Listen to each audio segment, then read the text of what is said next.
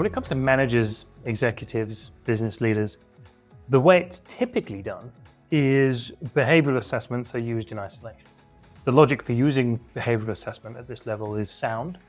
The logic is, of course, that compared to, say, emerging talent populations who are effectively just sort of blank slates, culture fit really matters at this level. By the time you reach relatively senior point in an organization, you're fairly sort of set in your ways, and you will inevitably have a culture issue.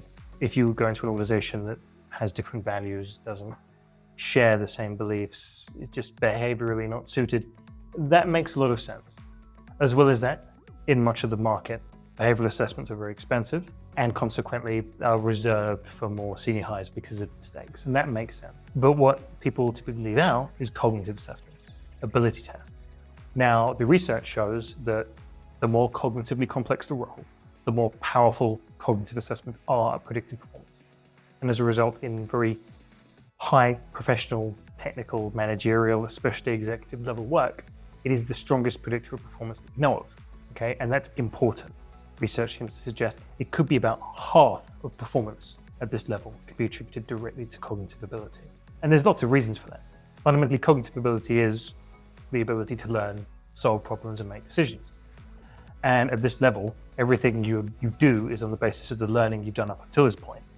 As well as that, people who continue to learn are going to be extremely effective leaders.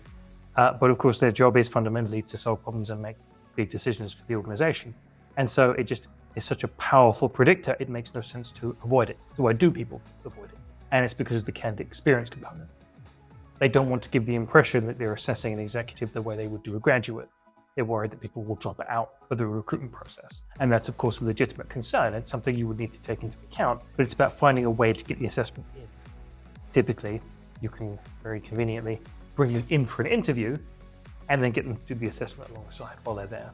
So my advice is to use both cognitive and behavioural assessments, do them in person so that they can't escape, and make sure you incorporate that alongside any interviews, getting a really well-rounded decision using lots of information.